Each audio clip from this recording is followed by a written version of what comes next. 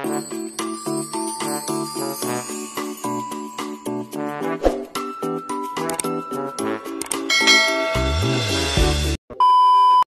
morning everyone. Hi po, mayong buntag. Welcome back again to our channel, Manang Abet channel. Nandito tayo ngayon sa guys, kulungan ng baboy natin ngayon kasi ako lang muna yung nagpapakain. Dahil si Donnie maagang lumaka doon sa nagkuha ng handle ng ating walis kasi mayroon na tayong materials guys. Salamat sa Diyos na naka-provide na tayo ng materials. Mayroon na tayong tambo. And then ngayon, kagabi nagtawag yung pinapakuha namin ng handle doon sa ibang bayan. So, doon si Donnie maagang umalis, alas 5 pa lang ng umaga. So, doon si Donnie. Ako lang muna yung nagpapakain sa mga biik natin. Yan. Kuwangan pa magkaon. Yung ating mga biik guys. Sana mabenta na ito. Parang na tayo. Magkapera na tayo guys. Mahal-mahal pa naman ang lahot na ninyo ubos na lang yung ating pasaw. Wala.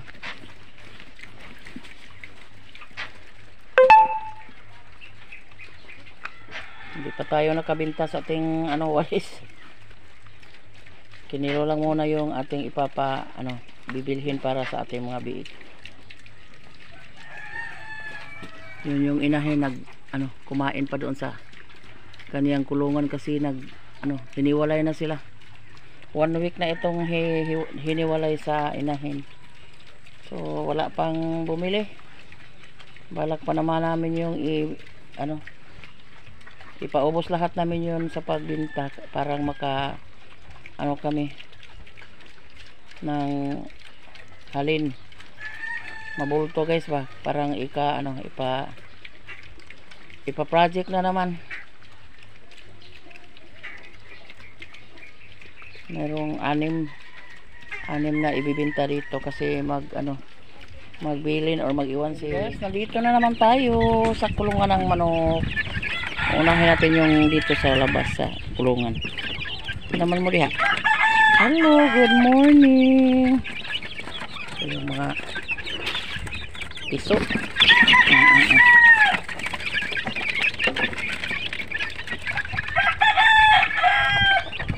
Init na.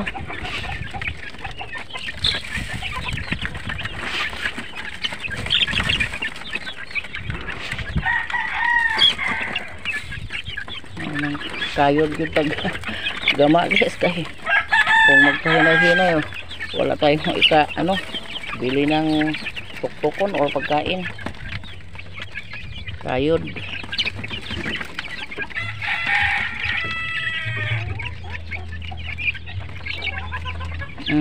Tubig.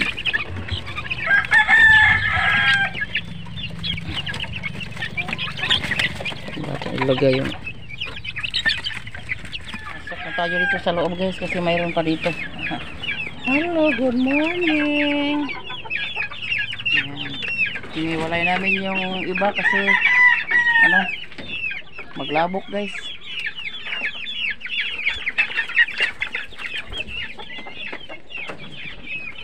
Ay.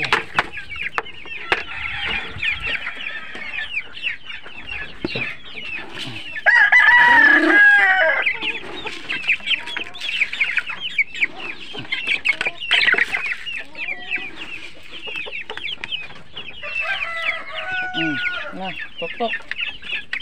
Takot sila.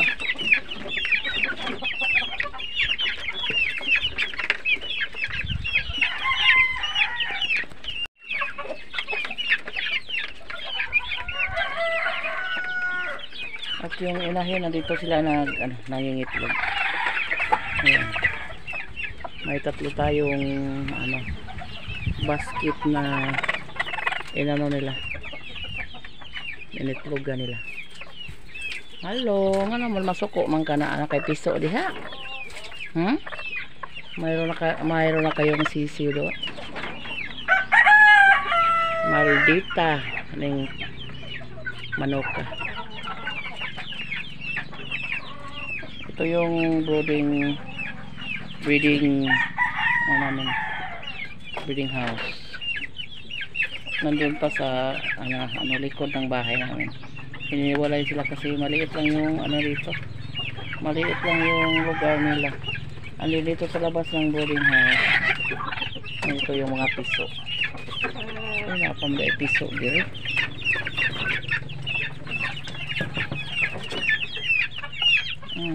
Kauna mo. Takot sila pag lumapit ako, guys. Dito yun sa ibabaw ng tangkal yung mga pagkain nila nilagay namin para hindi mayabo.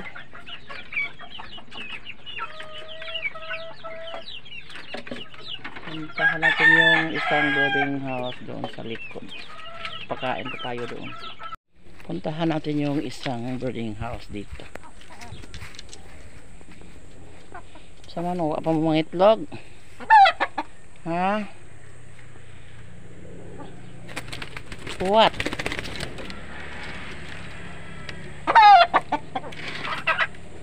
Paghuwat.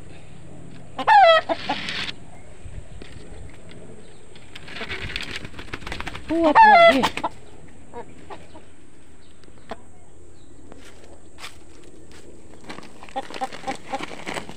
Ganun lang pagkain dito. Isang at nako, guys.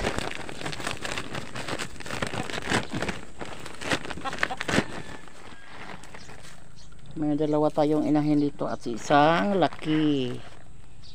Parang ito yung mag-produce na naman ng yung mga sisiw.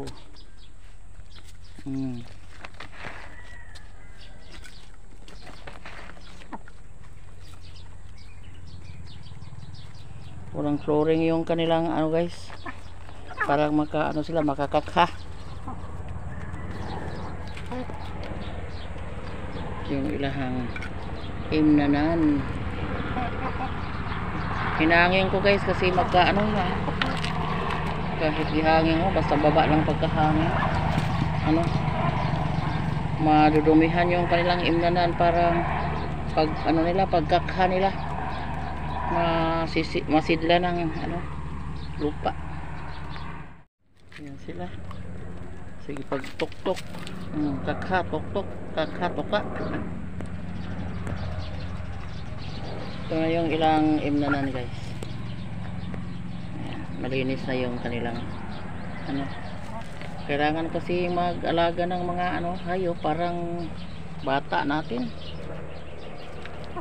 Kasi yung pagkainan nila, linisan, kailangan umaga at saka hapon yung papakain sa kanila. So para na rin tayo nag-alaga ng anak. Naman sila, magbalos naman sila sa atin kasi makaproduce naman sila ng daming sisiw. So makatulong na sa atin pag lumaki na yung mga sisiw. Unang-una sa ating pang-uulam lang. Hindi kami masyadong magbenta ng mga manok. Pwera na lang kung dami na.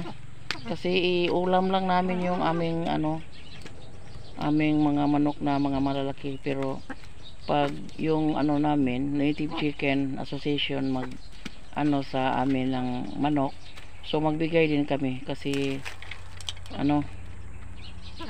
binigyan kami ng libreng net at saka yero para pagawa ng mga bahay nila. So pag kailangan nila ng manok, kasi mayroong native chicken market doon sa bayan, and then mayroon din sa Tagbilaran.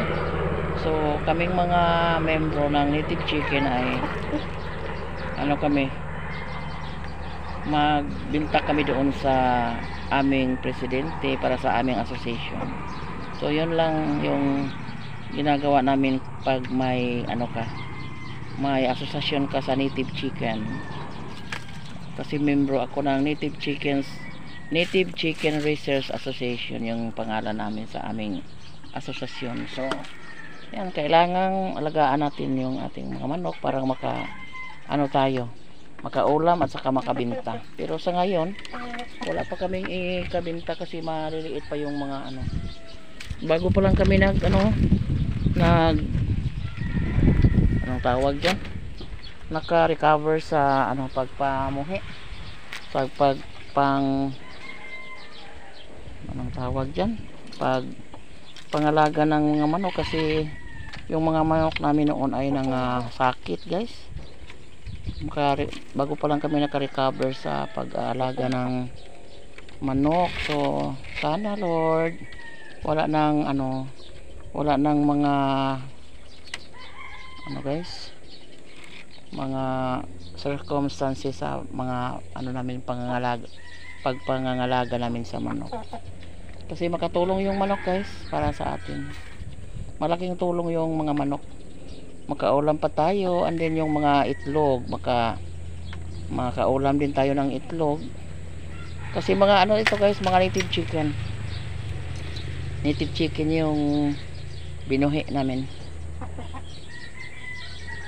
So thanks God na mayroon na tayo, naka-recover na tayo ngayon. Yan, ito na yung mga handle na kinuha ni Duni kaninang madaling araw guys, doon sa ibang sa barangay ng San Pascual, kasi doon yung tao na pinapakuha namin ng handle, kasi wala nang dito, wala nang mga makukuhang handle dito sa mga sapa guys. So doon na, malayo na yung kukuhain natin ng handle, kasi mayroon kaming taong pinapakuha doon sa San Pascual para kabili daw sila ng bigas guys, 1,200 itong kapisis, ito kabuok. Ating handle,